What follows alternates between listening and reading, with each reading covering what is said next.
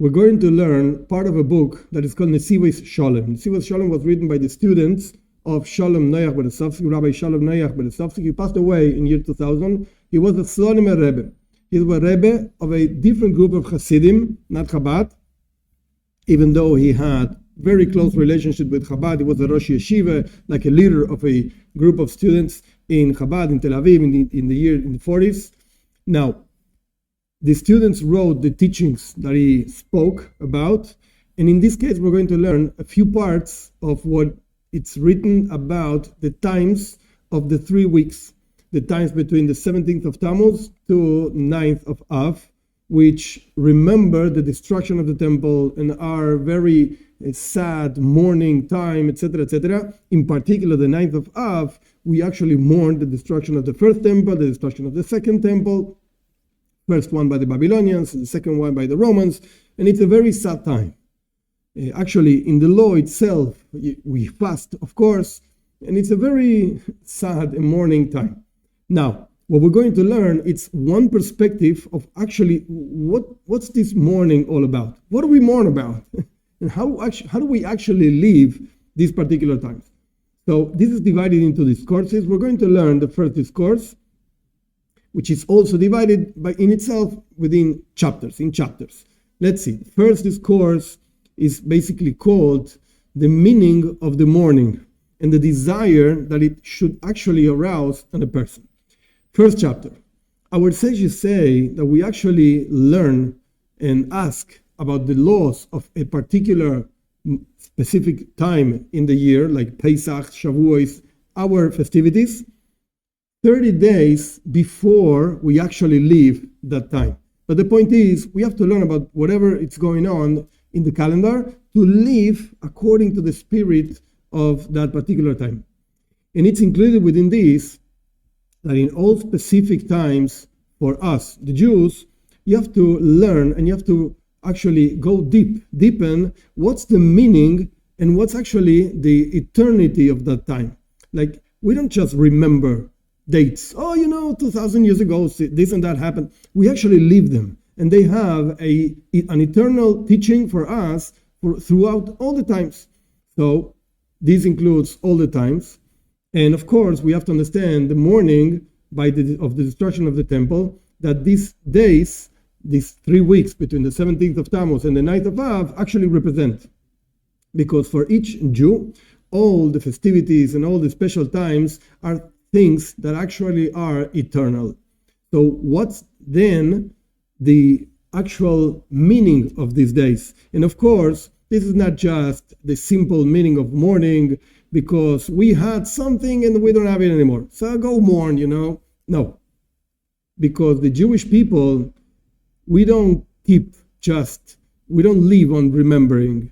We don't live on things of the past and things that happened to us. Rather, we always try to find in time, in events that happen through our lives, etc., what's the meaning for us right now in present and also for the future.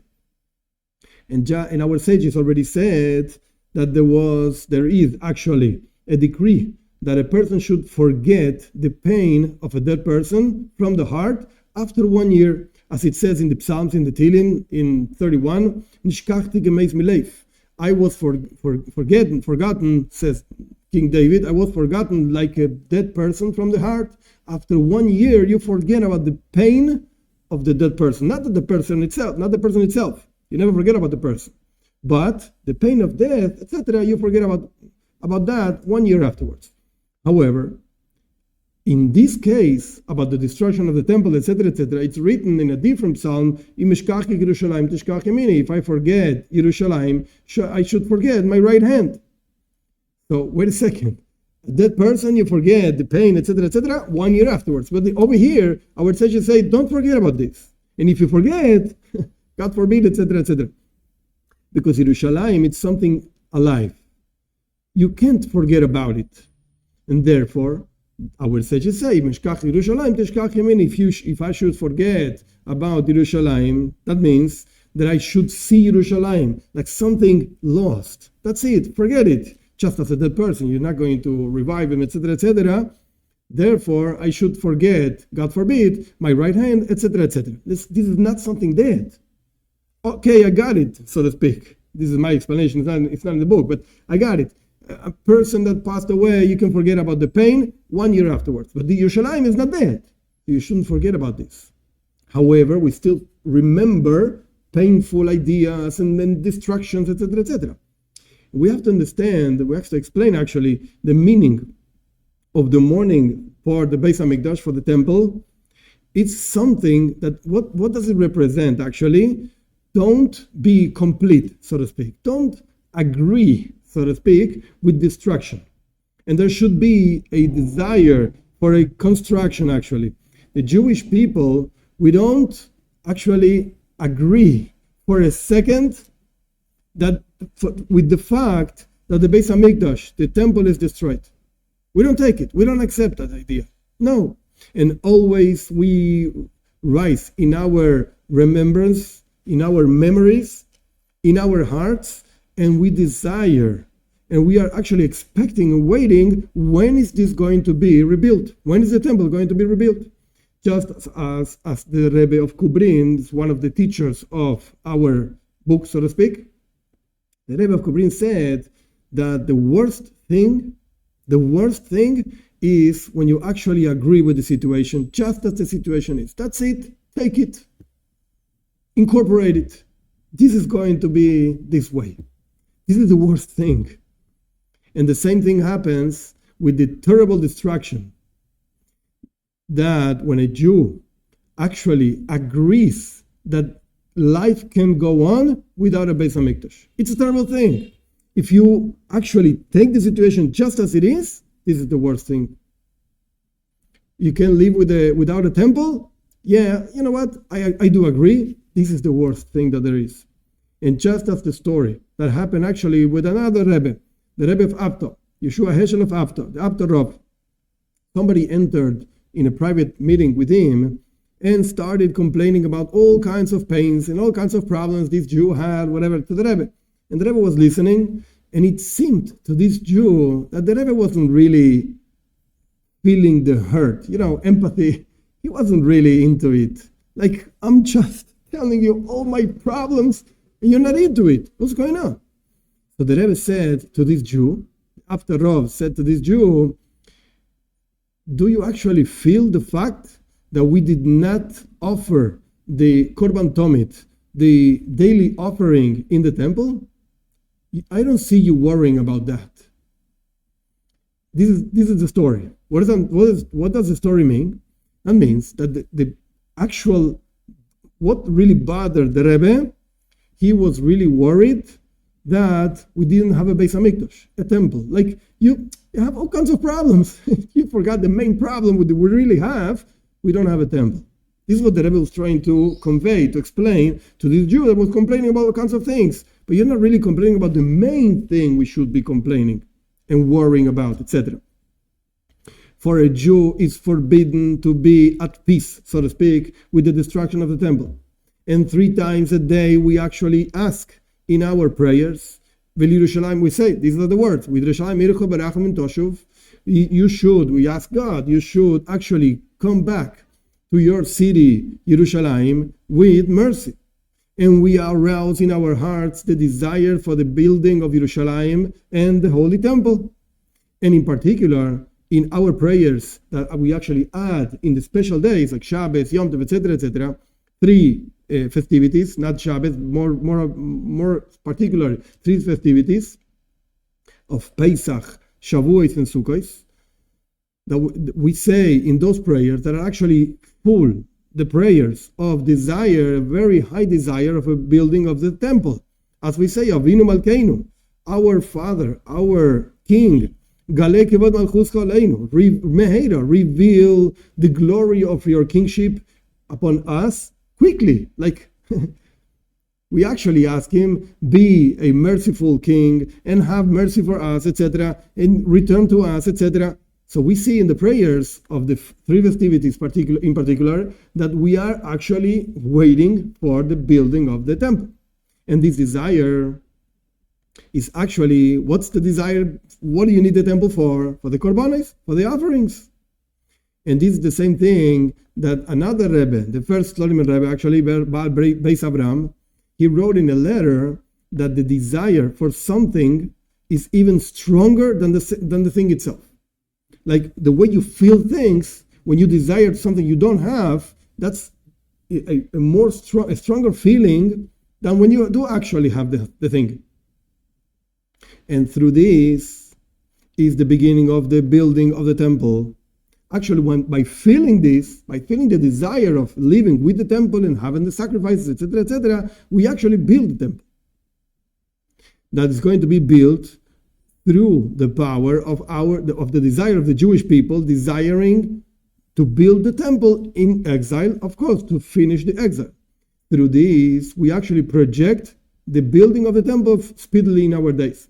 When a Jew is actually full of bitterness because he does not have the temple and he does not have the oire elekus, the light of godliness that actually shone in the temple, and a person is full of desire for this, this helps the building of the temple itself. And particularly speaking, the 3 weeks that are called Bein HaMetzarim, through the limit, between the limits, between the 17th of Tammuz and the 9th of Av, in those weeks we actually arouse the desire of the general people, of Jewish people in general, for the construction of the temple. And therefore, this time of the year is actually a time of the year that makes the temple starting to be built. Like we actually start to build the temple in this particular time of the year. And it's one of the general commandments, precepts, mitzvahs of the heart that are upon every single Jew, that he should actually strengthen by himself, in himself, within himself, strengthen and wake up in your heart the desire and this thirst actually for the coming of Mashiach and the building of the temple.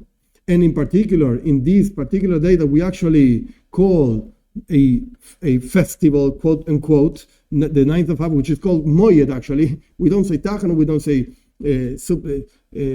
different parts of the prayers that are actually very sad, etc. We don't say that in Tisha B'Av, in the 9th of Av.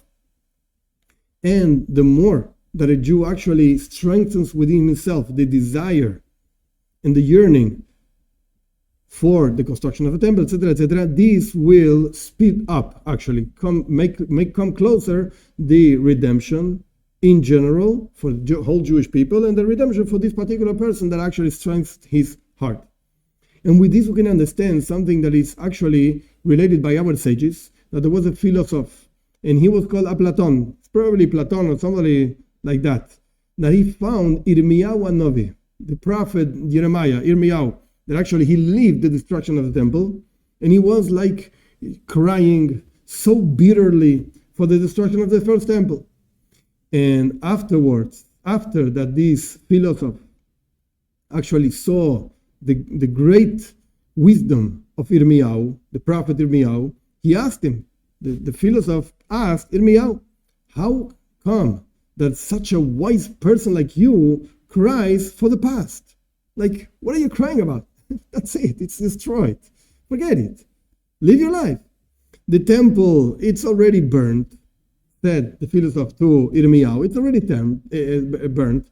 And that's it. It's not here anymore. This is past. And what do you actually gain by crying? This is what the philosopher asked Yirmiyahu Hanavi. And Yirmiyahu answered him, I cannot explain to you the answer to this question because you will not understand. This is what Yirmiyahu says. This is what our sages bring in the Midrash. Now, this is the story. What's the explanation of the story? So he brings like this. Our text brings like this. The explanation for it is, just as we said before, the meaning of the mourning is not mourning by itself. Oh, we had a past and such a glorious past in the past, etc. No. This is not the point. The point over here is to arouse desire and to actually make your soul flow through Hashem. And just as it's written in the Psalms, in the Tehillim, Mizmor David, a song for David, for the King David, when he was actually in the desert of Yehuda. So the Psalm says, 63, he says like this, my soul is thirsty for you. My soul, my flesh is consuming in desire for you, for God. What's the explanation of this verse of the Tehillim, of the Psalms? That when David HaMelech was actually in the desert of Yehuda, very far from the temple, actually the temple was not built in the times of David HaMelech, there was a Mishkan, a tabernacle, whatever the case is, he was far from Kedusha, from sanctity, etc., and he did not have the light of godliness that actually shone in the Beis HaMikdash, in the temple or the Mishkan, whatever the case is. He actually got his strength and his livelihood from the thirst that his soul had from the consuming of his own flesh towards God. He actually felt it. I'm missing something.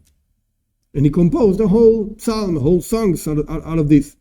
And this is the idea of the mourning and the crying of the Jewish people for the destruction of the temple. Actually, a desire and a yearning for the revelation, for the huge and big revelation that the godly light will actually shine in the times of the temple. And that's what we're looking for. It's not that we're crying because stones and wood got burnt, etc. No. We're crying because we want the revelation of God. And we actually understand there was such a revelation in the times of the temple. And this is what we're looking for. This is what we actually desire. And it's written in a different book, Sharei Avoda of Rabbeinu Yoina. We're talking about year 1300s, around that time in Spain, that at the times of the temple, when it was built, there was over there, every single moment, you could feel the whole setting, so to speak, of Har Sinai, of the giving of the Torah. That's what you could actually feel over there in the temple, in the same level of prophecy that the Jewish people had when they saw God in the giving of the Torah. And even stronger than this, even higher than this. This is what it's written over there in this book of Rabbeinu Yoina. Now, we can understand the answer that Yirmiyahu gave this philosopher, that he cannot explain how he's crying and why he's crying, because you're not going to get it, you're not going to understand it, because this level of desire for the light of God, actually, there's no non-Jew that is ready to understand this and to catch actually what this means. So Yirmiyahu was telling him, like, there's no way I can understand, I can explain it to you. Even if I give you the words, etc., there's no way you're going to get it, because you were not there in the giving of Torah, etc. Now, we can add to this even more. According to what a different Rebbe said about these ideas, etc., it says in the verse, when the daughter of the Pharaoh was taking this little boy from the river, etc., was actually Moshe Rabbeinu, he opened the small thing over there, and he saw Na'ar Boiche, a young person, quote unquote. Na'ar means somebody young. It was actually a baby, but somebody young crying. And she said, this is a Jew. Miyaldei ha'ivrim. This is a yeled, a child of the Ivrim, Hebrews. This is a Hebrew child. This other Rebbe, he's being quoted over here, said like this. From the crying, she recognized that this is a Jew. Why?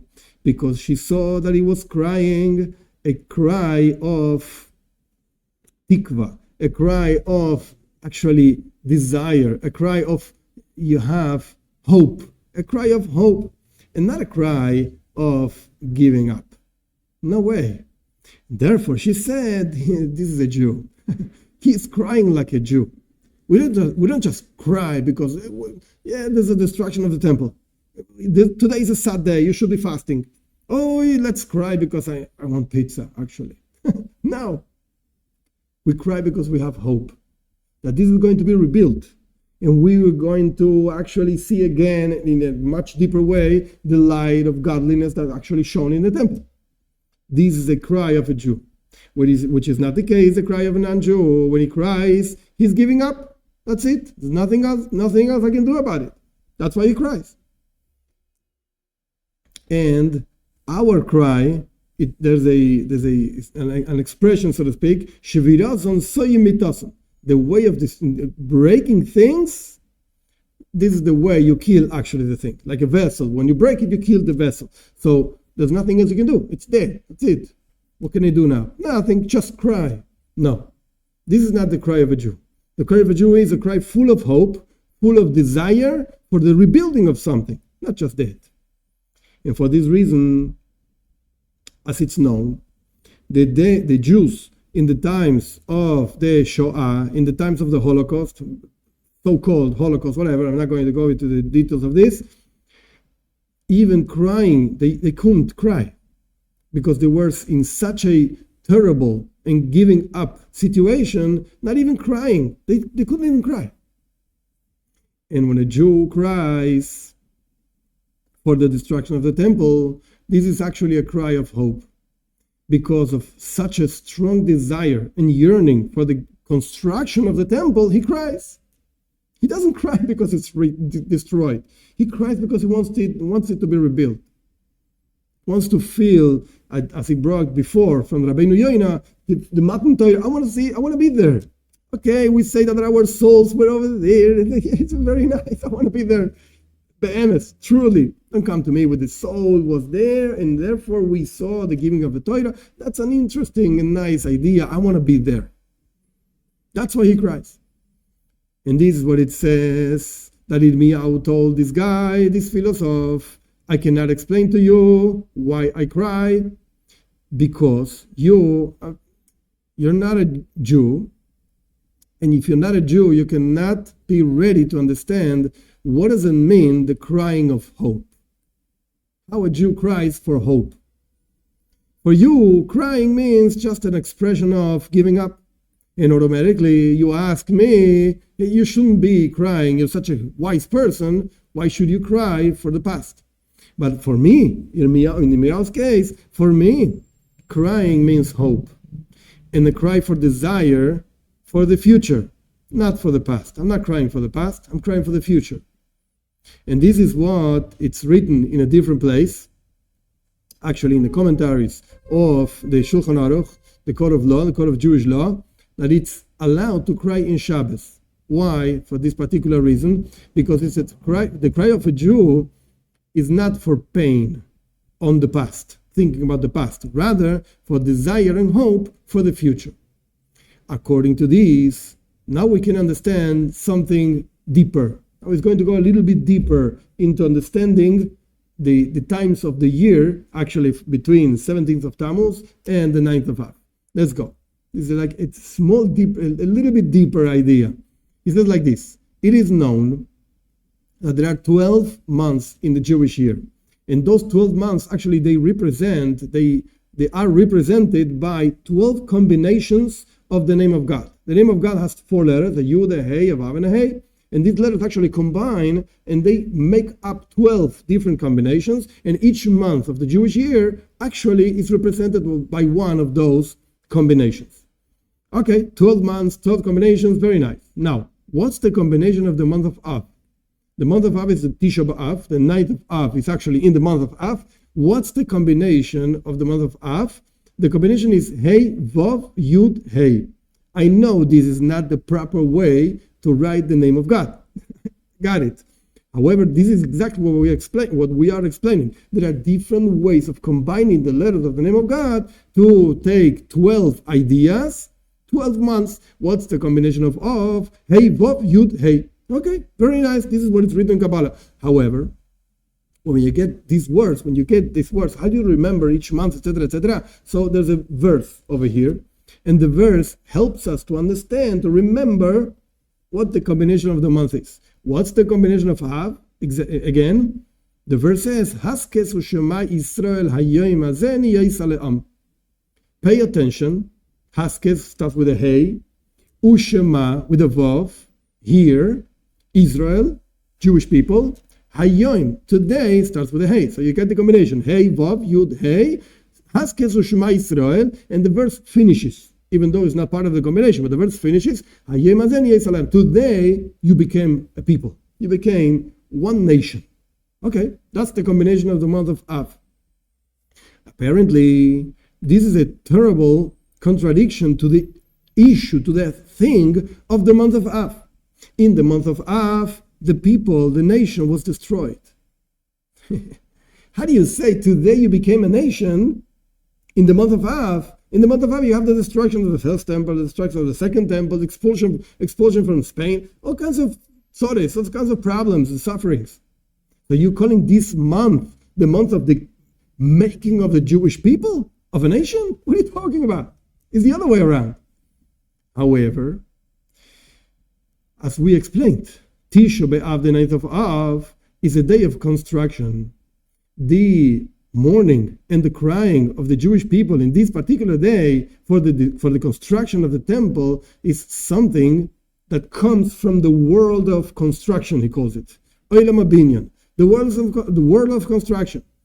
And from the actual tears, you're actually building the temple from your tears. Beautiful words. It's true, this particular day you became a nation, because in this particular day you continue building the Jewish nation from anew, so to speak. Every single time, every single year, you build it in a new and higher level.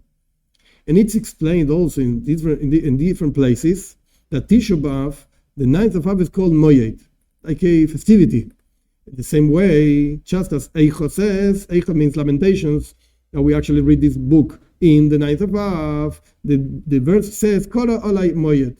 God said to me, this is the time for the destruction, etc. But at the end of the day, it's called Moyed. Moyed means a happy time. And there's another, in the book Oyev Israel, actually from the Apter Rav that we spoke about him before, he brings a Midrash. The Midrash says that there was not a happiest day for the Jewish people like the day that the Beis HaMikdash, temple, was destroyed. There's no such a thing. There's the happiest day in the year. What? It's the other way around.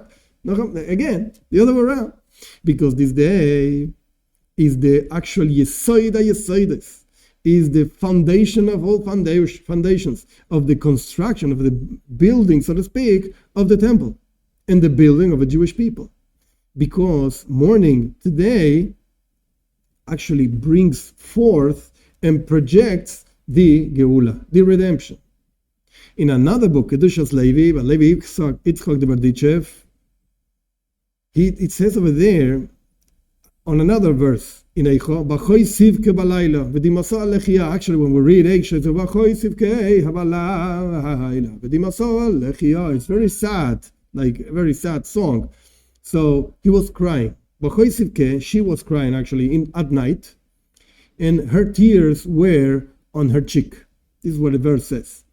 And this is what the Kedushas Levi says, this book, on this particular verse. Because when a person actually accomplishes with his crying, then the tears themselves, they have a mark. They leave a mark whatever he's doing in the material, so to speak, that he's working with. And the truth is that when a person cries for the destruction, this makes a mark with his cryings, and this is what it means in the verse, Dimasa alechia. Her tears are on her cheek, that the tears, they made a mark on the cheek. They were left on the cheek. Like, it's not just that the tears were flowing through the cheek or whatever and they fell in the ground. No, they remained in the cheek. This is the idea that is brought by Levi Yitzchak the Berdichev. Now, this is not just crying. Because when a person just cries, nothing remains of the crying afterwards. That's it. You just clean your cheeks and then you move on. No. Here we're talking about crying that is actually remaining in the cheeks. That something remains and actually acts even after crying. And this is also what it says it's explained that the crying for the Beis Hamikdash, for the temple, is not just a crying of destruction. Rather, it's a crying of binyan, of construction. That you are actually building and projecting the building of the temple in the future. According to this, we can explain in different words something that is written by our sages in the Midrash of Eicha, that in the same day that the temple was destroyed, was born the Mashiach. Mashiach was born. That's his birthday, 9th of Av.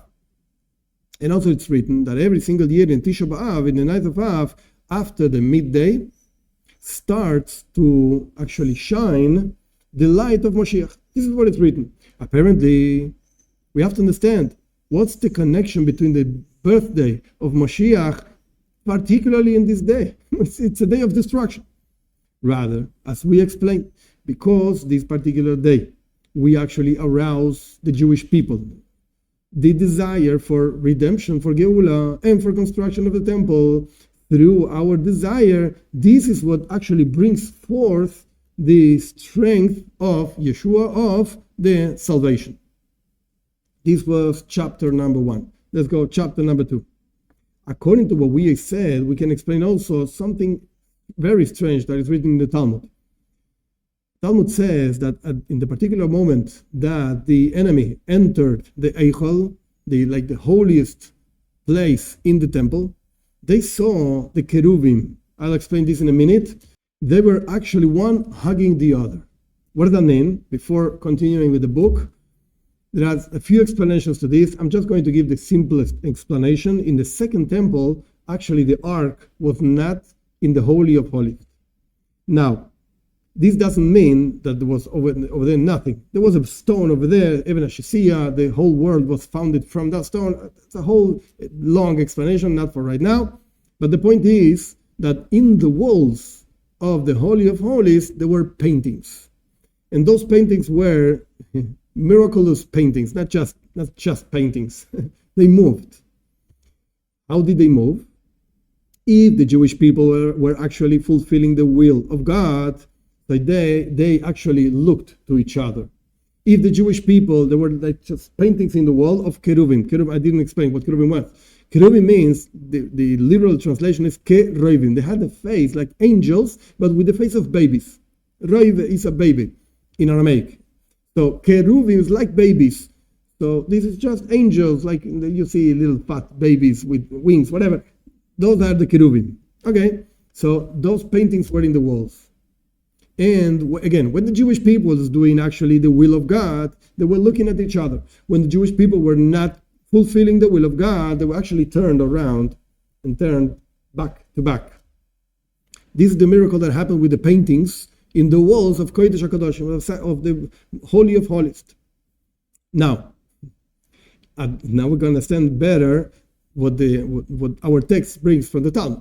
When the enemy entered actually the Holy of Holies, he saw these paintings in the wall, and these two cherubim were actually hugging each other. Not only looking at each other, they were hugging each other. This actually means, we're going back to our text, it actually means the strong love that Hashem has for us, God has for us. How can it be that in this same moment of distraction, where the enemy entered the most holy of holies that we have, the most special thing that we have, Hashem is showing, God is showing us love, as if we were fulfilling the will of God. We can understand this, we can explain this according to what we said before. Because it says in Rashi, commentary of Rashi, in Shir HaShirim, the Song of Songs, in the first chapter, the second verse, Rashi says like this: Shir HaShirim, Song of Songs, is actually the song that the Jewish people say in front of God while we are in exile and we are like widows. As it says, you should kiss me with the kisses of your mouth. This means the desire, this is what Rashi writes, this means the desire, a strong desire for God. Rashi doesn't write about the desire. Rashi says, you see, the Jewish people are singing to God, kiss me with your mouth. as if we were the woman and he is the man. So this represents a very strong yearning and desire to be with your husband, so to speak, in exile, and by being a widow, so to speak, that the husband just left and we don't know where the husband is. In the moment that God just left us, so to speak, and he's far from us, says again, Shira Shirim, she sings, the Song of Songs, that represents complete desire and yearn of the Jewish people towards God. Now, it's written from the Baal Shem Tov, the founder of the Hasidic movement, about the idea of tefillah, of prayer, that there's a higher world, that to that particular place, the words of tefillah, of prayer, can't reach. It can't just go over there, because they have the words of tefillah, the words that we actually pronounce, they have a relationship to the physical world. They are actually caught in words. You can actually express. When you have a very deep feeling in your heart, you can't even say words. You can't express it, just cry or whatever the case.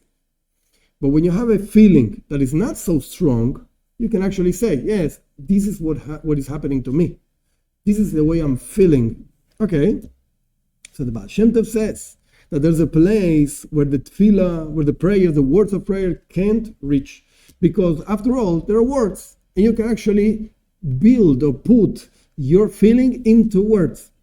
In that particular world, only the desire of the heart that there's in the deepest place of the heart of a Jew, when he prays, that particular feeling reaches that particular place where the words cannot reach, because that particular feeling is not caught into the physicality, so to speak, of the words.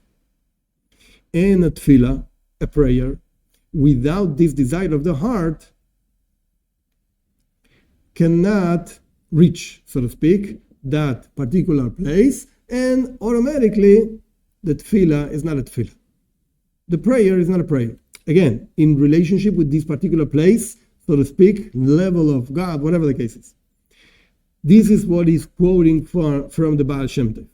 Now, in the higher worlds, spiritual worlds, very high spiritual worlds, that are beyond anything you can actually grasp and catch, so to speak, there, the ideas, the things, subjects, whatever, that they have some kind of relationship with the physical world, forget it.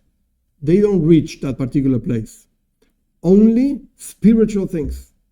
In the same way we can say about the avodah, the work in the Beis HaMikdash, in the temple, and the offerings that were done actually in the temple, they had, up to a certain point, some physicality. There was an animal being brought, there was a fire over there were people working on the animal, etc., etc.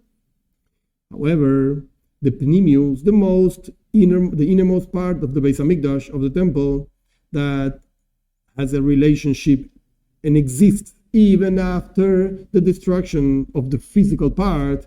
In other words, he himself says and explains his words, the desire of the Jewish people in general, that doesn't have any particular action that you have to do, like go take a stone and build a temple in Jerusalem. No, it's just desire in your heart.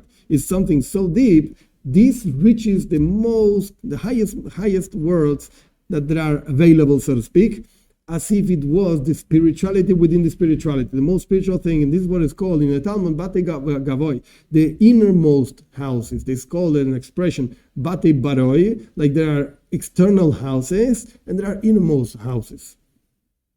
That it says, that in the Talmud says that in the innermost houses, like the deepest place in the heart of a Jew, there was no destruction. Forget it. The temple is still built. Now, after the destruction of the temple, it's even bigger and higher, this desire.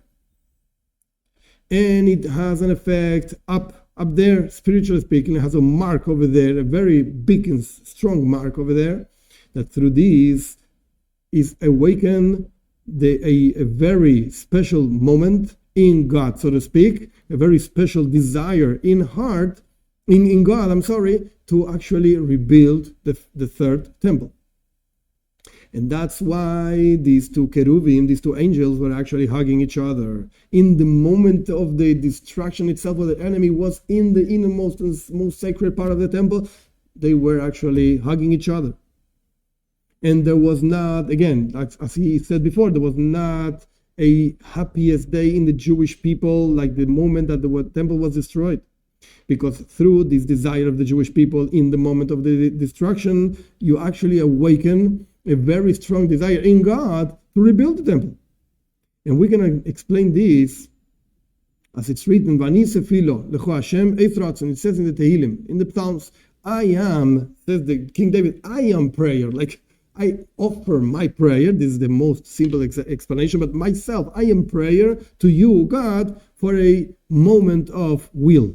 You should reveal your will in this world. Eis Rotzen, this idea of a moment of will, is only for you, God. It's just to you. Only God knows about this. Like when a Jew prays, when a person prays, what's going on in the heart? The only one that knows is God. So what he's asking and what is like explaining in the text is when a person actually cries for the destruction of the temple, are you crying for destruction? Are you crying because you're mourning? Are you crying because you're hungry? No. You should cry because you desire the holiness of the temple. You desire to feel it. You desire to be connected to it. And this only God knows. Because any activity that you do is something that everybody can see. And there are other people, like other persons, whatever, that can see what you're doing. However, the desire of the Jewish people in the times of exile, this is something, Lecho Hashem, it's just something for God. Nobody knows about this. Even the angels don't know about this. Even the seraphim, malachim, whatever, different types of angels, they don't know about this. And therefore, this is Eis Rotzen, this is the most high and quote-unquote happiest moment in the life of a Jew, in the calendar. And this is what we actually ask in the prayers of Musafin, the additional prayers of the festivities, Pesach, Shavuos, Sukkot. He says over here, okay, we don't actually say this in our Siddur. There are different types of Siddurim, of prayer books, whatever. In his prayer book, this is the text. So I'm just going to read whatever he says. It should be sweet to your eyes, we ask God, our prayers, just as if it was an burnt offering or a sacrifice, general sacrifice. Just as we said, all the prayers of the additional prayers of the days, special days, they are all full of actually flowing your soul to God, of the incredible yearn that you have for feeling and being, etc., in the Beis HaMikdash, in the temple. And it should be the will of God. The king is just quoting the prayers.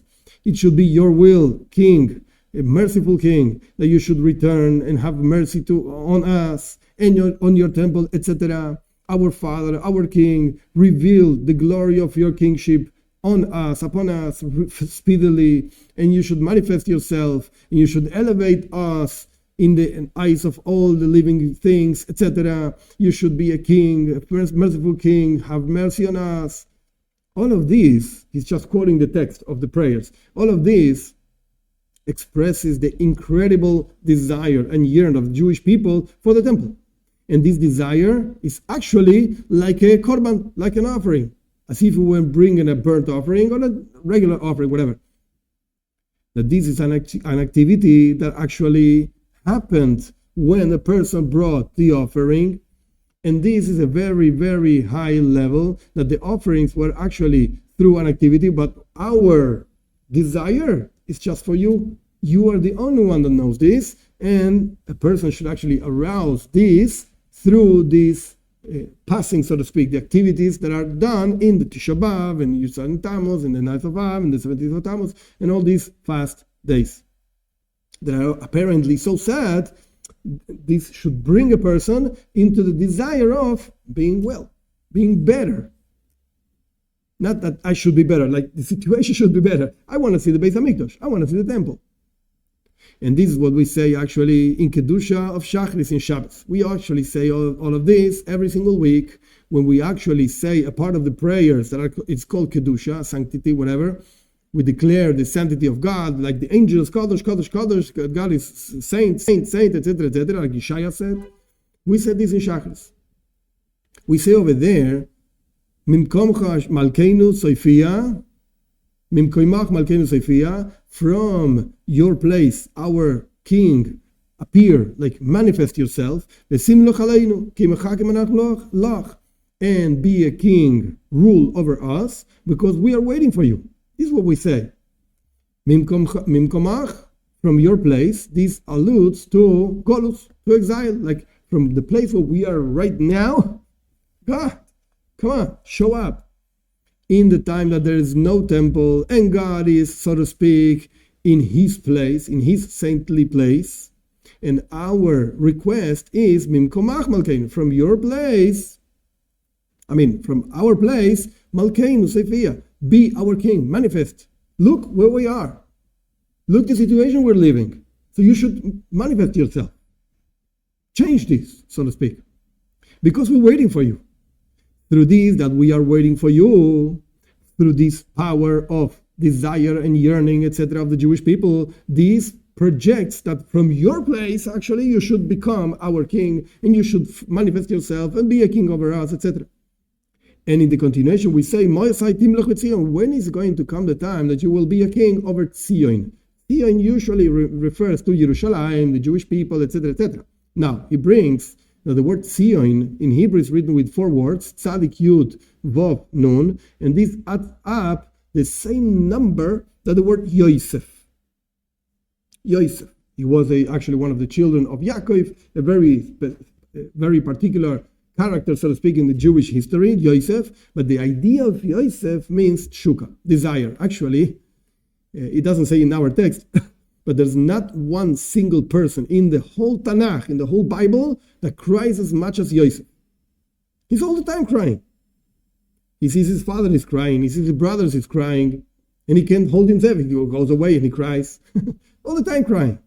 He sees his brother, little brother, he cries. All the time crying. Why? Because Yosef represents this idea of desire, yearning, just emotions. Let it flow, so to speak. So again, he says, let's go back to our text. We just said that we pronounce in the Kedusha, in this particular part of the prayers of Shabbos, when is it going to come the time that you will be a king over Tzion? Tzion adds the same number as Yosef.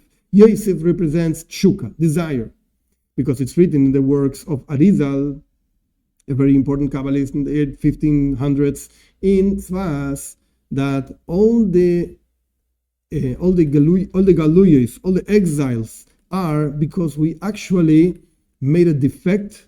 We touched, so to speak, in a wrong way, so to speak, this particular quality, desire. It represents Yosef. It's a whole thing in Kabbalah. I'm not going to go into the whole explanation right now, but the point is, Yosef represents the bris, the pact, that is done in that particular member, in men, whatever. In women, we don't want to cut and touch anything, forget it. But the idea of desire actually goes through that particular part of the body that is represented by Yosef. That's why we see also in the Torah itself that Yosef had a very, very challenging situation, specifically with having intimacy with the wife of Potiphar. Why did Yosef have this problem?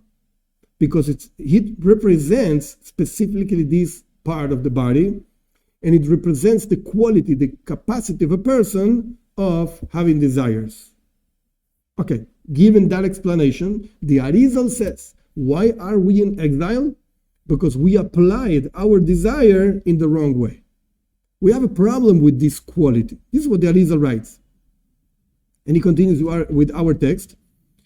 The quality of tshuka, of desire, fell, so to speak, from its place in Kedusha, in sanctity, into forbidden place. We applied it in the wrong place, in the wrong way, so to speak. Instead of having desire of kedusha, of Torah, of learning, of sanctity, etc., we have desires for pizza, and we have desires for alcohol, and each person has his own challenges. This is what the Arizal is talking about. This is what causes exile. And the Geula and the redemption will be through fixing actually this particular quality. And this is the explanation of Mosai Timloch V'Tzion. That's why we say actually in Shabbos, when we actually recite this Kedusha, etc., the sanctity of God, when is it going to be the moment that you will be a king over Tzion? Again, specifically Tzion, which adds up the same number of Yosef. That means that it's going to return the quality of tshuka, of desire, and will be all of it just for God. When is it going to be the time? And through this, speedily in our days, you will recite within us that the fixing of this particular quality, this actually arouses the coming of Mashiach and the coming of Geula, of redemption. This was the chapter number 2. Let's go to chapter number 3. Now, this thing, this theme, so to speak, of the 3 weeks of Bein HaMetzarim between the 17th of Tammuz and the 9th of Av is just as it's known, the idea of planting, actually. That before actually growing something, a plant, from anew, there has to be a specific moment of destruction, of rottenness, so to speak. In order for a seed to actually grow, it has to destroy the seed, has to be rotten, and then a plant grows. In order for a plant actually to brought forth, to grow, the seed itself has to be rotten completely, to the point that nothing of it remains.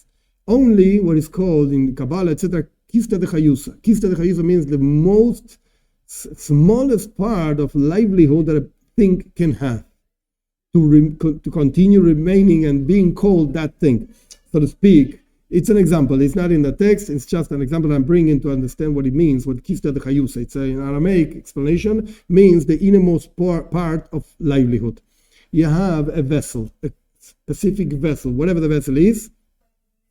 What's the minimum that you can have of this vessel to continue being called a vessel for the same function that it did before? How much can you break it until you see and you say, this is not a vessel anymore. This is just a bunch of whatever, broken parts. This is what is called kista de chayusa, the innermost and smallest part that you can see, like an atom. If you say gold, whatever, I don't know chemistry, but if you take gold, what's the smallest part that you can actually call it gold? There's a moment that when you break the molecule or the atoms or whatever the case is, that is not called gold anymore. Now it's called whatever, something else. Because you broke it into different parts, etc., etc. It's not called gold anymore. What's the smallest part that can be called gold? Okay, it has to have so many protons, so many neutrons, or so many electrons, or whatever the case is. I don't know chemistry. But this is what is called kista de chayusa, the innermost and smallest part that can be called a particular thing. So the same thing happens over here. When a seed is planted in earth, it rottens, but remains a kista de chayusa. Like this seed is going to grow an apple tree, and that seed is going to grow whatever, something else. Why? Because this particular seed represents actually apple. The other one represents banana, or whatever the case is. Why? Again, kista de chayusa. Because this is an apple tree, an apple seed. It's rotten, it's true, but it still represents an apple and not a banana. Okay, so let's go back to our text. In order for a plant to grow, actually, the seed has to rotten in the ground until it just remains a kista de chayusa, the most minimum part of chayus, of livelihood for that particular seed. And then starts growing anew. The same thing happens every single year in the life of the Jewish people from the moment of the destruction of the temple. These 3 weeks are the lacking, so to speak, part that comes before growing into a new year, that after Tisha B'Av, after the 9th of Av, when we reach actually the highest moment of lacking, of rottenness, so to speak, of the seed, starts the growing anew. And this is just how it's written. This is the same thing that is written in Avodas Yisrael from a Rav Kodesh Magid Mikushnitz, another Rebbe, that immediately after Tisha B'Av, after the 9th of Av, in the 10th of Av, the next day, starts already the construction of Malchus. Whatever the case is, it's a Kabbalistic thing that actually ends up with the blowing of the shofar in Rosh Hashanah, Binyan of Malchus, the whole thing. I'm not going to go into that, but this is what the Maggid of Kushnitz writes, that just after Tisha B'Av starts that process of building the kingship of God. Whatever that means, it's a Kabbalistic thing. And he explains that there are 50 days from Tisha B'Av, from the 9th of Av, until Rosh Hashanah, until the beginning of the year, so to speak. And then you have 10 days of Tshuva between Rosh Hashanah and Yom Kippur.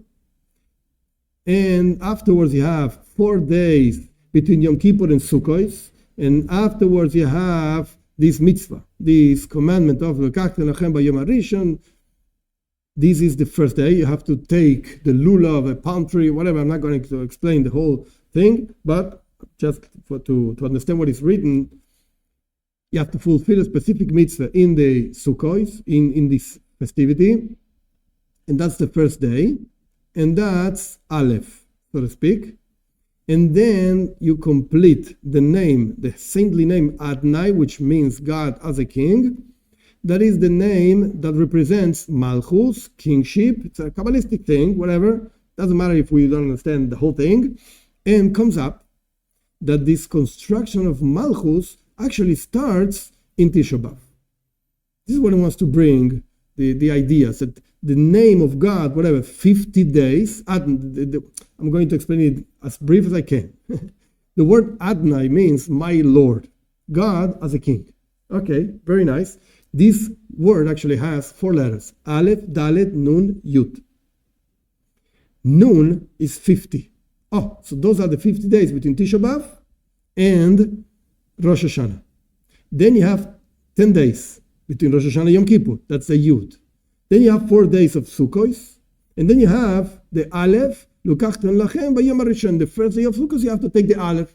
So you build, so to speak, between Tisha B'Av and the end, or whatever, the beginning of Sukkot, the first day of Sukkot, you build Adonai, you build, quote unquote, the quality of God as a king.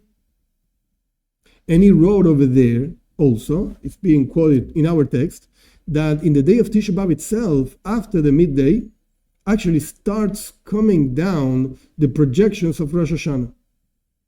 You could feel, so to speak, a Rebbe can feel it. I can't feel anything. Whatever, I'm hungry, just hungry, whatever the case is. But in the midday of Tisha B'Av, everybody's hungry. However, a person could feel that starts Rosh Hashanah, so to speak. Starts the beginning of the year. That means, just as we explained, that the 3 weeks between the 17th of Tammuz and the Tisha B'Av and the 9th of Av are the lacking and the rotten part, so to speak, that after that starts growing again, anew. The construction of Malchus, of this kingship of God, and all the holy projections of light, whatever, of the new year. And this thing, we find it also in Yetzias Mitzrayim, in the coming out of Egypt, that the Jewish people were sunken in 49 portals of impurity in Mitzrayim, in Egypt. That's what Kabbalah says. There are 50 impure levels, and in parallel 50 pure levels, so to speak. And the Jewish people were sunken in the 49 levels. One more second, one more nanosecond, so to speak, we would have been lost forever. This is what the Arizal writes. Now, again, in Mitzrayim, in Egypt, we were sunken in these 49 levels of impurity. And this was complete lack, so to speak, of purity, of kedusha, of sanctity, of connection, etc., etc. And only through this, being sunken in 49 levels of impurity, etc., etc., from this was the growing of the redemption. And this is also what it's written in Micha, in a prophet, Kinifleisi kamti gam ki eishe b'choshech havaya early, because I just fell, I stood up. This means, even if I'm sitting in the darkness, God is my light. And it says, it's written on this in the Midrash, from the falling himself, a person stands up. From the darkness, a person can come into light. In the Midrash, Midrash on Tehillim, also it's written by our sages, that if I would not be sitting in the darkness, then I would not be able to understand the light. You only actually enjoy light when you know what darkness is. Only after lacking that a person fell, and then comes kamti. I can stand up. I can actually rise up. And afterwards, when I was sitting, after being sitting in the choshech, in the darkness, I merited actually that God is my light.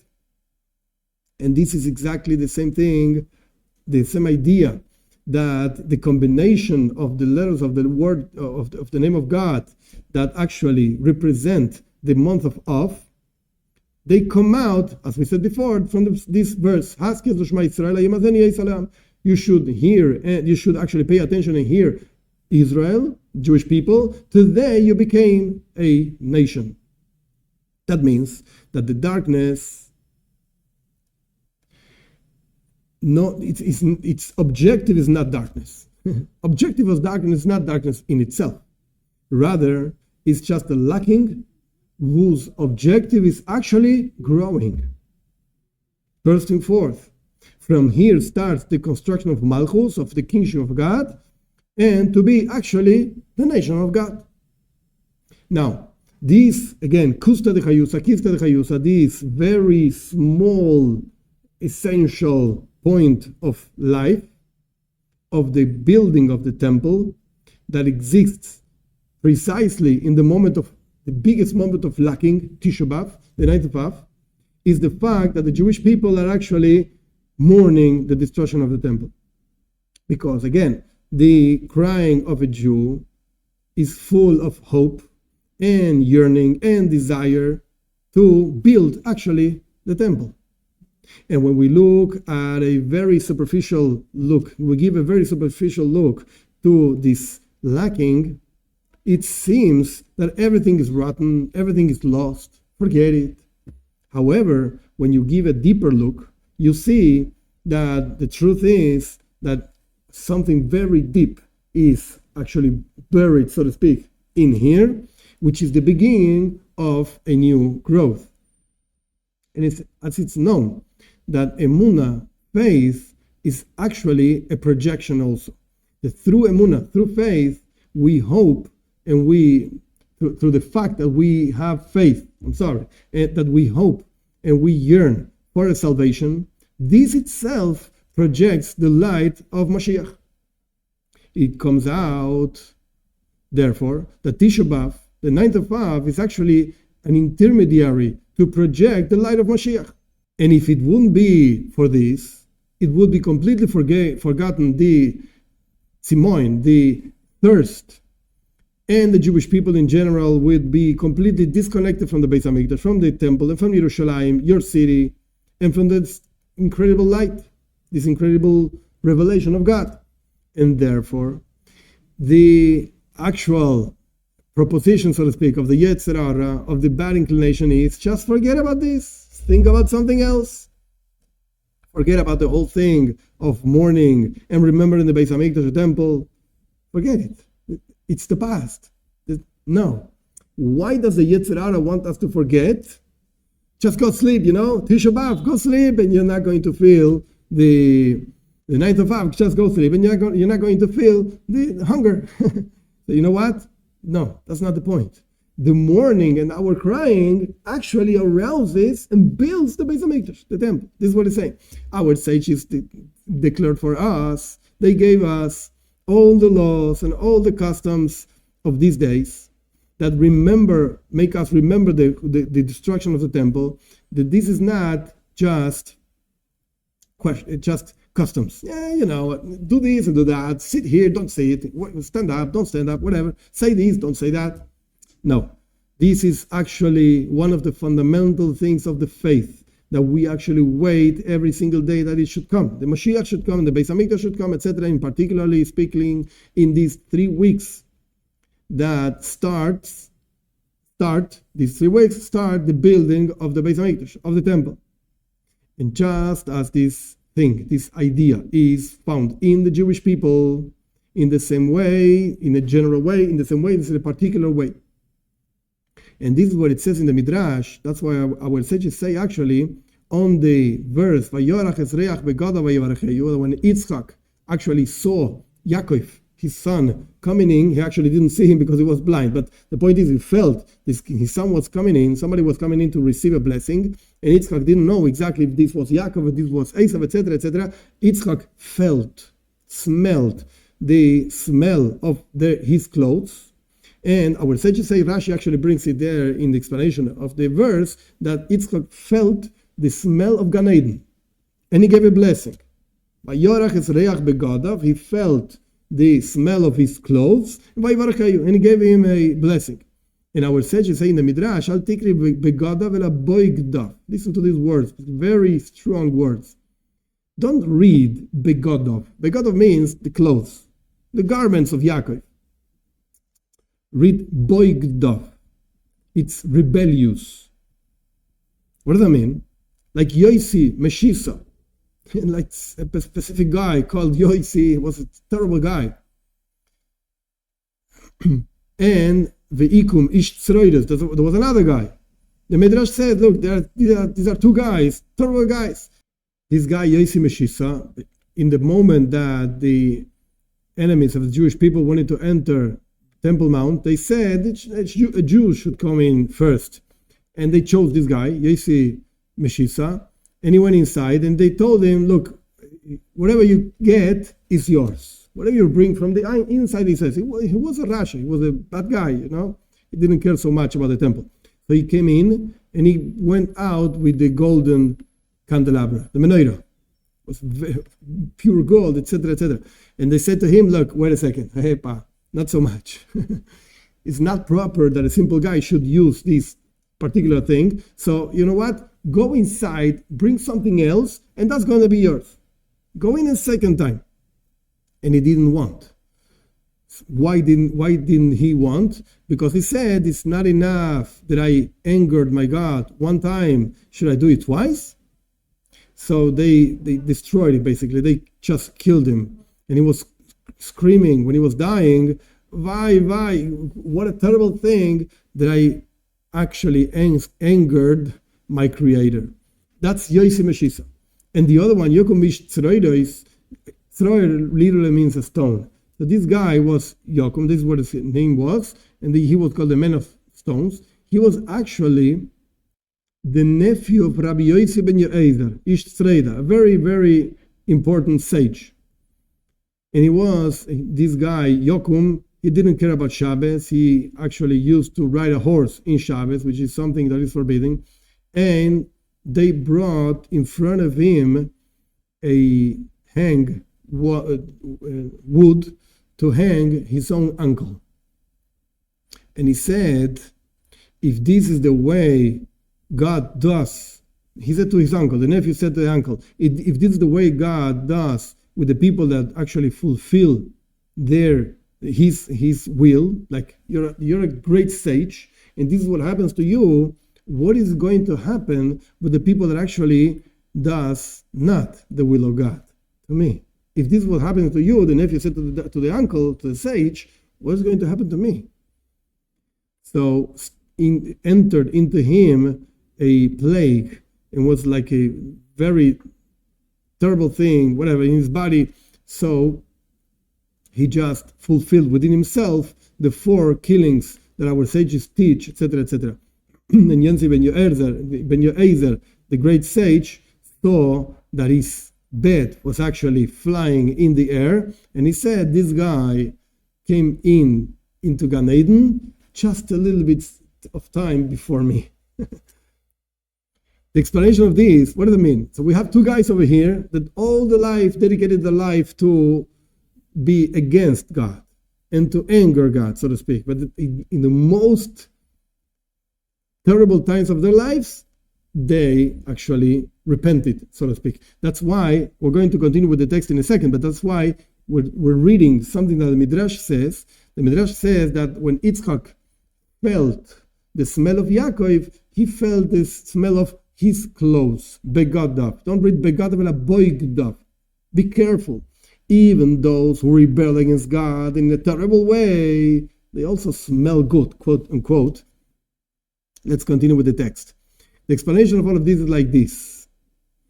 There are people that when they reach the most terrible and lower situation, like a person, a Jew, that goes into the Beis HaMikdash, the temple, to steal actually the menorah, to steal the candelabra.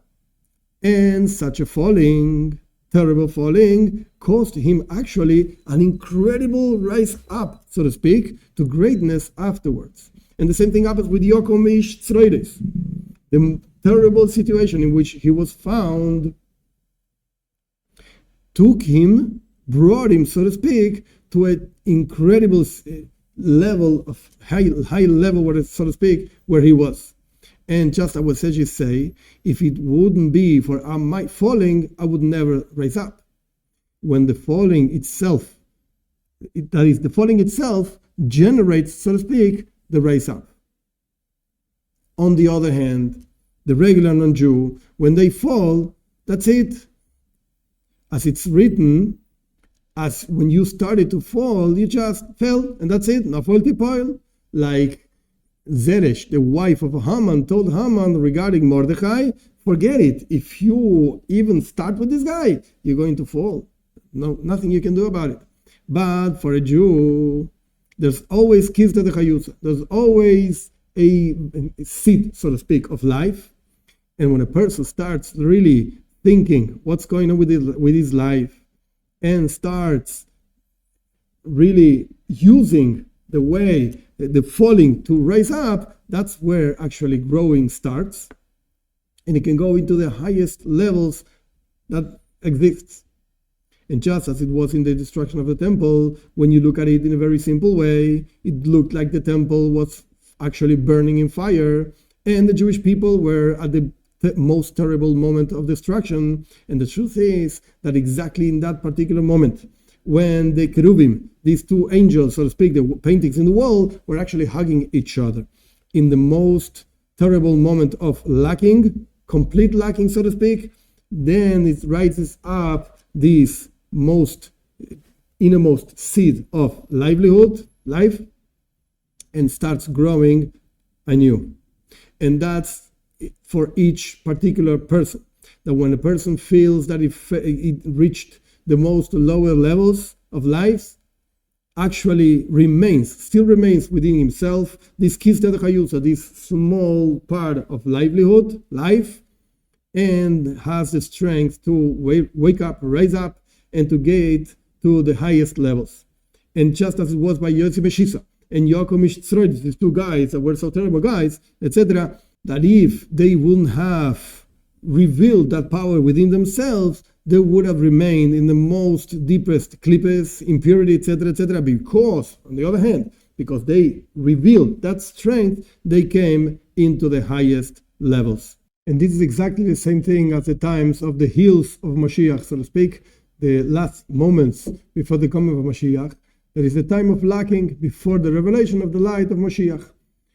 Either we have sufferings, physically speaking, like, for instance, the terrible times of the Shoah, the Holocaust, that came upon us, or the terrible descent, spiritually speaking, like the known story that the Sava Kadisha of Slonim, another Rebbe of Slonim, sent one time to call the Rabbi Tzaddik Rabbi Yehuda Leif in the middle of the night.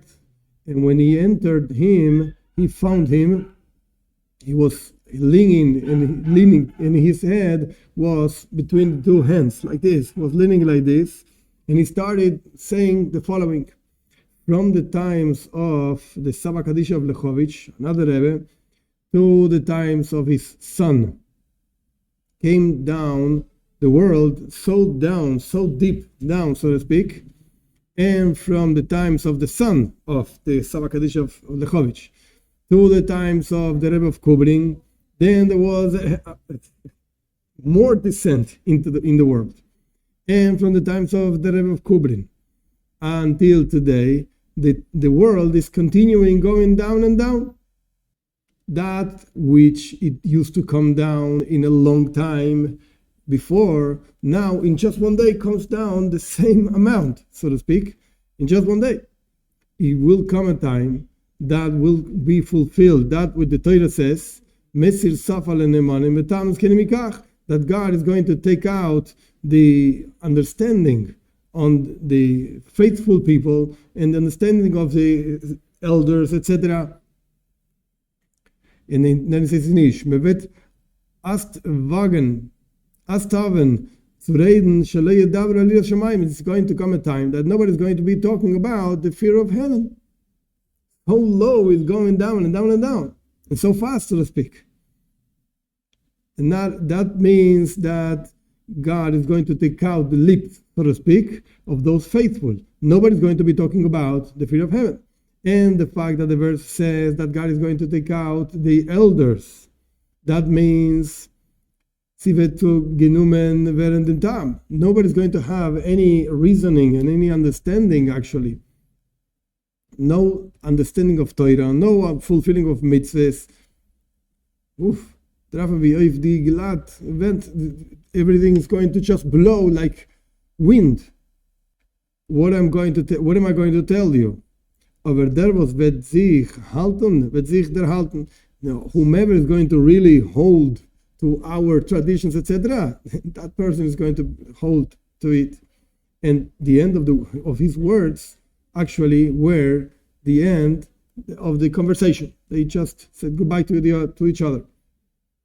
All of this was a situation of really lacking, and it leads, so to speak, to our times, the hills, so to speak, of Moshiach, and our job is to be strong in this particular seed of life, so to speak, that each one of us has.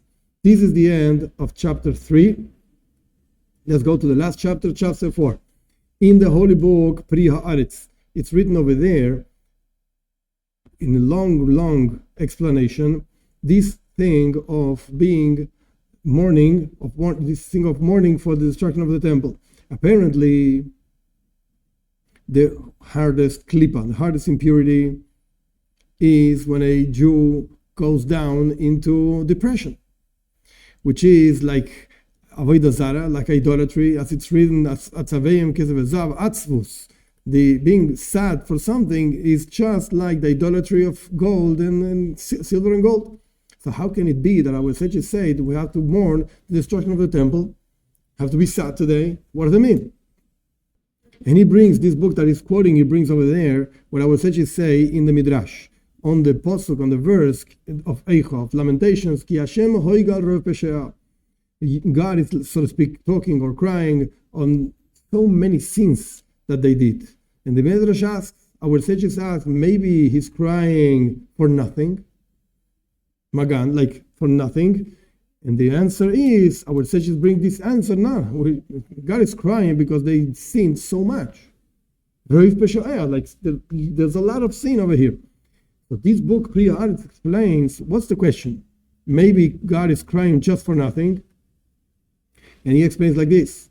Maybe the fact that a Jew cries and he complains on the destruction of the temple, that's because the temple was built in the past, and today we don't have the temple, and this is considered like crying for nothing.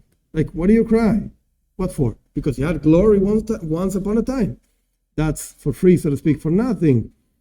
Like David HaMelech said, like the King David said, after he had a son that passed away, I'm not going to go into the whole story now with Bathsheba, etc., etc.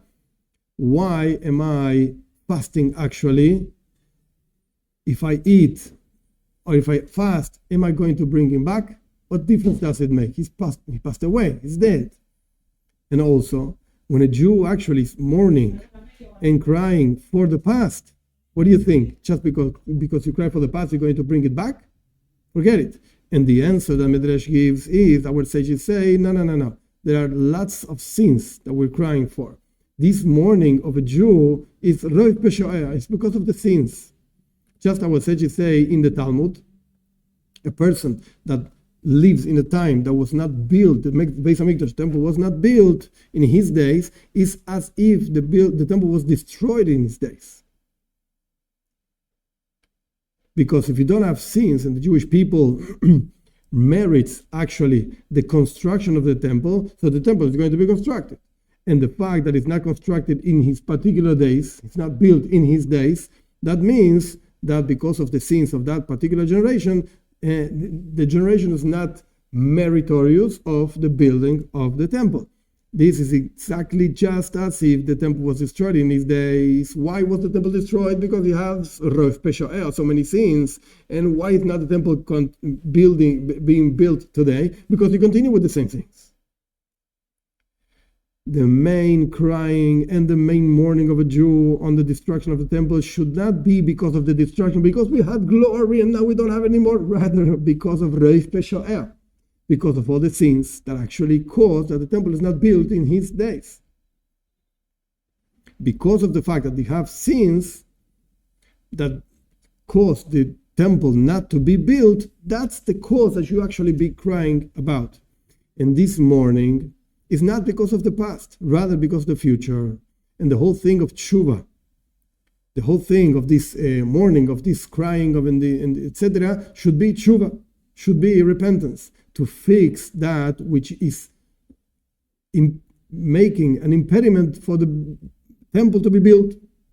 And this thing has to do with each one of us. The fact that the Beis Hamikdash, the particular temple of each one of us is not built, is because, and it's destroyed, and doesn't have the glory of God, etc., shining on each one of us. This is the cause, roiv pesho'eh, just like the verse says, because we have so many sins. And this is the mourning, because of our sins, not because of the temple itself. And with this, we explained this whole thing, that the mourning of the temple is not possible to do in Shabbos. It's forbidden, actually, even with Tisha B'Av, when the night of Av falls in Shabbos, we mourn the next day, not in Shabbos itself. Why? Because Shabbos, the whole avodah, the whole work of a Jew should be simcha, should be happiness. As our sages say, that when the Torah says, the days of happiness, the Torah says, that refers to Shabbos, that means that the work of Shabbos, of the Holy Shabbos, should be only in the line of doing good, of happiness. And that's why you can't have a Tisha B'Av, a night of Av, falling in Shabbos. And even the mourning of roiv pesho'eh, even mourning because of your so many sins, also has no relationship with Shabbos. As our sages say, that Shabbos, you have to feel, so to speak, as all your works are already done. You have to have the feeling of, I finished everything that I had to do in my life. I have no more works over here. And the idea of this, the tzaddikim, the righteous people, explained that not only refers all the work in a physical matter, like all my businesses, I finished everything. No, even in a spiritual matter, you finished your job of the whole life. This applies to all the things that in Shabbos Kodesh, in the Holy Shabbos, should be simcha, happiness. Just as our sages say, that a person that comes to visit a sick person in Shabbos has to say, look, Shabbos is not a time to actually be sad and cry to God, and you should have a speed refuah. You should be actually cured speedily. And Rashi explains the words of Rabbi Meir, that maybe you should also say that God should have mercy on a person, that it only applies that when the person is really, really in a bad situation, you can say God should have mercy on you. But otherwise, you should not do this on Shabbos. That means that Shabbos, what's the cure that Shabbos brings in itself, that when you stop thinking about diseases and problems, etc., and you don't claim to God, so to speak, and you are happy in Shabbos, this itself brings cure on Shabbos. The same thing happens with the Beis Hamikdash, with the temple. Because Shabbos is a day of simcha, of happiness, so the work of the Beis Hamikdash, of the construction of the building of the temple, comes also through simcha, through happiness, and not through mourning. That's why we don't have a Tisha B'Av that falls on Shabbos. And even mourning, because of the many sins that a person has, that has no relationship to Shabbos, because Shabbos is a day of simcha, of happiness, and it's a day that all your work, so to speak, is finished. Now, it's written from the Rav Kodesh of Pinchas Ikoritz, another great Hasidic Rebbe, in the book Imrei Pinchas, that Tisha B'Av is like Yom Kapara. It's a day of atonement that has atonement for the sins, because the Jews are broken-hearted. So broken-hearted, this itself atones for the sins. Also, it's written over there, just as the festivity of Sukkot, which is the day of Simcha, the time of Simcha, of happiness. We project happiness on to the whole year, that you actually divide it through the whole year. The same thing happens in these 3 weeks between the 17th of Tammuz and Tisha B'Av and the 9th of Av. A person can take for the whole year brokenness of the heart, so to speak, of your spirit, and feeling really humble and understanding how low you are. From this particular time of the year, you take and you actually divide it throughout the rest of the year. That means that if you are heartbroken, the person is heartbroken because Hashem is looking actually and talking about all your sins. This is connected to the verse of Eichov, Lamentations brought before.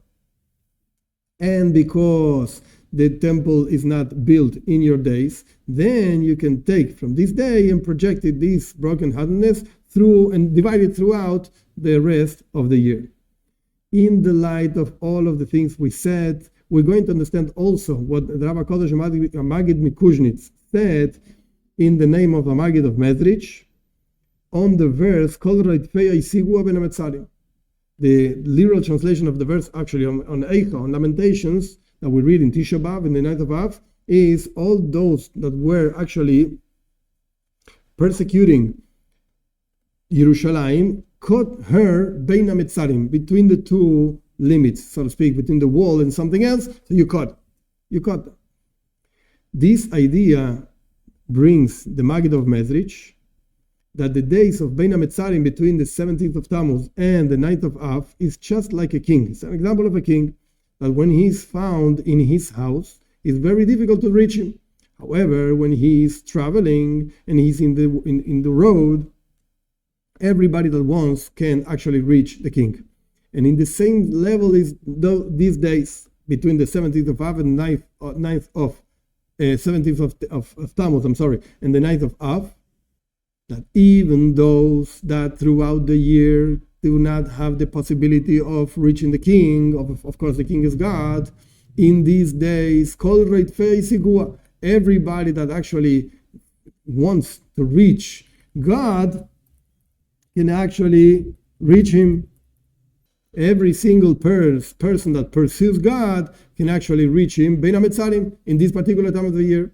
Every single person that actually pursues after God has the possibility in this particular time of the year to actually reach him. And apparently we need to understand this, because these days are days of mourning and days of actually severity. How can it be that actually in this time a person can reach God? According to what we explained before, that these days of mourning actually are not just remembrance of the past, that the mourning is not just complaining about what we had and what we don't have anymore, etc., like rather that these times is like every single other time of the year, that for the Jewish people it's not just remembrance of the past, rather things and ideas and concepts, etc., that arouse us in the present and have a significance of this mourning, actually, as we explained before, the yearning and the will of actually having the building of the Beis Hamikdash, etc., just as we explained by Shir HaShirim, Song of Songs, that the Jewish people say in exile.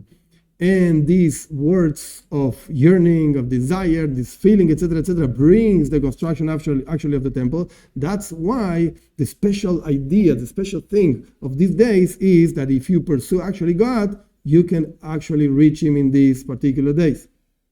These are special days to get closer to God, because these are the days that there's a strong yearning for the building of the temple, and even that person that throughout the whole year is very far from this can go close to Hashem in these days, to God in these days. In these particular days, a person can arouse the desire and the yearning, and this itself brings him closer to God.